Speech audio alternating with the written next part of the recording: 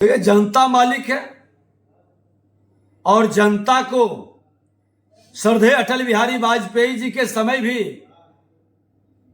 ये देश को वर्गलाने वाले, समाज को लड़ाने वाले वंशवादी भ्रष्टाचारी सत्ता लोलुपता में जो माहौल खड़ा किए थे, उसी का असर है कि आज देश के सबसे विकास के बड़े नायक माननीय नरेंद्र मोदी जी राष्ट्रवाद की झंडा को बुलंदी से कर रहे हैं और यह झंडा देश की जनता स्वीकार ही नहीं करेगी और बुलंदी के साथ 2024 में पूरे देश का लाल किला पर लहरेगा।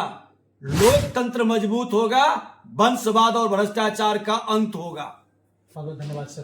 पहले लखीसराय में नरसंहार और फिर जिस तरह से नीतीश सरकार ने सरकारी स्कूलों की छुट्टियों को लेकर एक लिस्ट जारी की है, उस पर भी राजनीति तेज हो गई है। इन सभी मुद्दों पर बातचीत के लिए हमारे साथ बिहार के नेता प्रतिपक्ष हैं। हम इनसे बातचीत करते हैं और जानते हैं कि आखिर इन मुद्दों पर इनका क्या कहना है। सर, सबसे बड़ा नरसंहार, इतना बड़ा नरसंहार हुआ बिहार में, आप लोगों का क्या एक्शन है, क्या करना है पुलिस मुद्दे पर? देखिए, हमने तो उनको 10 दिन का मोहलत दिया कि आप मुख्य अपराधी को पकड़िए, और जदयू के राष्ट्रीय अध्यक्ष वहां के सांसद हैं, उन्होंने भी पीड़ित परिवार से मिला था, कहा था कि अपराधी को हम पकड़ेंगे, जो भी इसमें दोषी है उस पर कार्रवाई होगी और पीड़ित परिवार को मुआवजा देंगे। 9 मुख्य अभियुक्त पकड़ाया है, 9 पीड़ित परिवार का मुआवजा का घोषणा हुआ है। वही लखीसराय है जहां बालू नरसंहार हुआ था और श्रीमान लालू प्रसाद यादव मुआवजा ही नहीं, नौकरी भी दिए थे।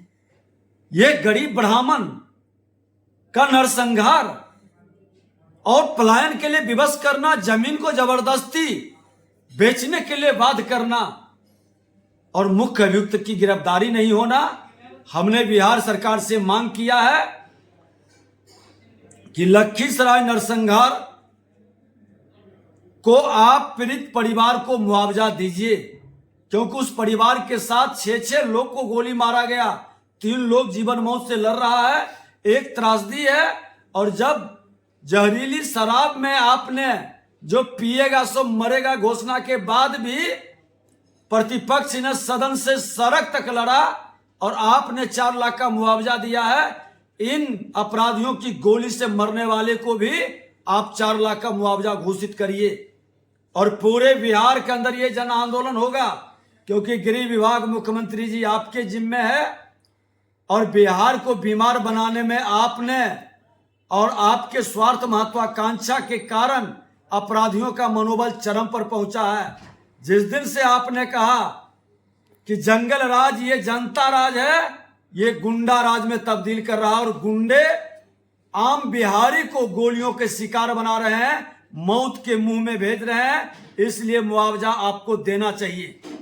जिस तरह से हिंदुओं के जो पर्व हैं उनकी छुट्टियों में कटौती की गई है, वहीं मुस्लिम वर्ग के जो पर्व हैं उनमें छुट्टियां बढ़ा दी गई हैं, इसको लेकर आप लोगों का क्या स्टैंड है? देखिए, विनाश काले विपरीत बुद्धि, ये लगातार शिक्षा विभाग को और शिक्षकों को अपमानित करने का, डिमोरलाइज करने का, हतोत्साहित करने का और तुष्टीकरण की राजनीति इतनी चरम पर है कि उस तुष्टीकरण में ये खुल करके हिंदुओं के पर्व त्योहार की छुट्टियां, तीज का महिलाओं का, तीज का, जितिया का, रक्षाबंधन का छुट्टी समाप्त कर दिए और ईद बकरीद का छुट्टी बढ़ा दिए। अरे, तुष्टीकरण की राजनीति की भी एक सीमा होती है। यह देश सनातन के संतानों का है, ये देश इस्लामिक राष्ट्र को उदय करने का नहीं है और इस्लामिक राष्ट्र इस देश पर 1000 वर्ष के लगभग, जिसमें 700 वर्ष गुलाम बनाकर रखा था, वह माहौल भारत के अंदर, जिस भारत का हृदय और धड़कन बिहार है, वहां लागू नहीं होने देंगे। बिहार सांस्कृतिक विरासत की धरोहर और कई धर्मों का उद्गम स्थल है, उसमें इस्लाम की तुष्टीकरण का कहीं कोई जगह नहीं है। इस्लामिक तुष्टीकरण करने वाले मानसिकता के लोगों की विदाई तय है।